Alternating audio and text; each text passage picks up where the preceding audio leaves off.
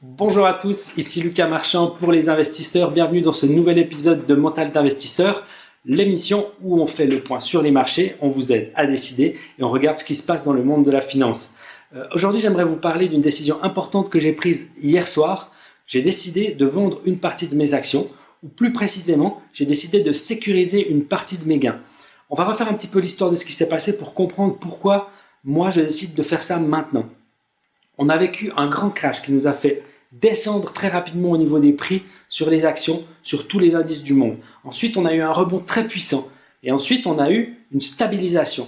Et ce que j'avais dit dans mes vidéos précédentes, c'est que cette stabilisation, elle pouvait partir en fin de course à la baisse ou à la hausse. Ce qui vient de se passer maintenant, c'est qu'on est parti à la hausse de nouveau. Et c'était quelque chose que à peu près personne n'attendait.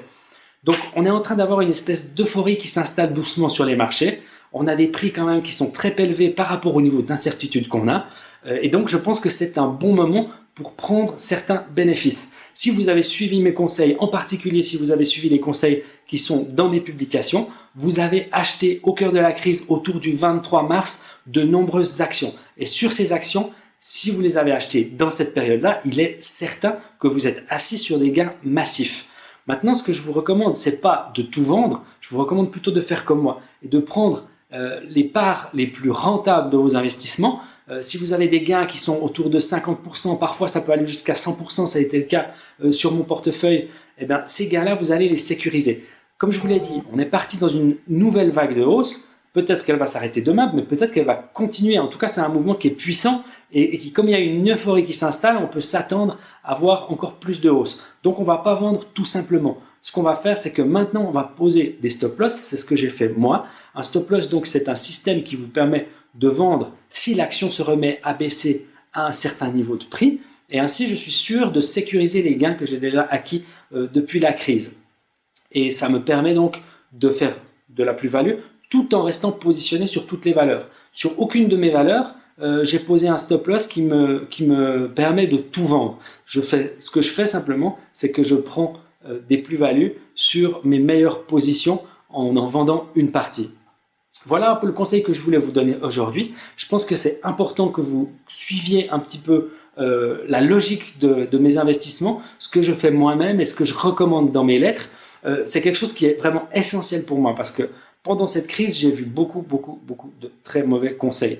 J'ai vu d'abord des économistes être paniqués ou être trop pessimistes dans leur analyse des faits. Et donc, ils ont eu des prédictions qui étaient pas réalistes, peu réalistes, trop pessimistes, qui auraient eu tendance à tromper bon nombre d'investisseurs s'ils leur faisaient aveuglément confiance. Le problème, c'était pas tant l'opinion qu'ils avaient, le problème, c'était qu'ils assénaient cette opinion avec beaucoup trop de certitude.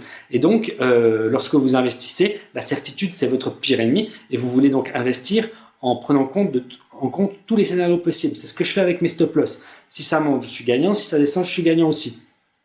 Donc, on a eu ce problème-là avec les économistes, on a eu un autre problème avec certains analystes qui, dans certains cas, se sont mis à recommander premièrement, de ne pas acheter pendant la crise. Alors ça, c'est la pire chose qu'on peut faire, puisque la performance des actions sur le long terme dépend du fait que vous allez acheter régulièrement, en particulier dans les périodes de baisse. Donc ça, c'était un énorme piège et je vous mets vraiment en garde. Si vous avez suivi mes vidéos ces dernières semaines, vous savez que de 1, il ne faut pas vendre pendant que ça baisse. De 2, il ne faut pas se retenir d'acheter pendant que ça baisse, bien au contraire. Et ensuite, vous savez que ça se passe sur le long terme et qu'il faut savoir garder son calme dans ces moments-là. Donc, on a eu là vraiment pas mal de pièges ces dernières semaines et aujourd'hui, on récolte les fruits d'avoir été patient, d'avoir été logique, d'avoir été rationnel dans nos investissements. C'est vraiment quelque chose qui est essentiel de comprendre parce que il y a réellement des conseils un petit peu sur la toile que j'ai beaucoup observé ces dernières semaines qui ont vraiment un impact négatif sur vos performances. Si vous avez suivi les conseils de ceux qui vous disaient que c'était certain qu'il ne fallait pas acheter pendant la crise, eh bien, vous avez un gros handicap pour les prochaines années en bourse. Donc, j'espère que vous avez bien suivi mes conseils. Si ça n'a pas été le cas, je vous encourage à continuer à regarder mes vidéos. Je vous encourage à vous inscrire à ma lettre dans laquelle vous avez tout le temps beaucoup d'opportunités. La pire illusion qu'on peut avoir, c'est de se dire qu'on est passé à côté du train, qu'on a raté son occasion. Ça n'arrive jamais réellement. En bourse, En investissement général, il y a toujours des occasions. Ce qu'il faut, c'est savoir les trouver en allant regarder là où personne ne va regarder. C'est comme ça qu'on trouve les meilleures opportunités. Voilà, c'est ce que je voulais vous dire aujourd'hui. Je résume, je décide de placer des stop-loss sur mes meilleurs gains qui ont été faits pendant la crise. Et j'encourage ceux qui ont des gains de 50% ou plus à commencer aussi à sécuriser leurs gains. J'espère qu'on se reparle bientôt. Je vous souhaite une bonne journée et je vous dis à la prochaine pour un nouvel épisode de Mental d'investisseur.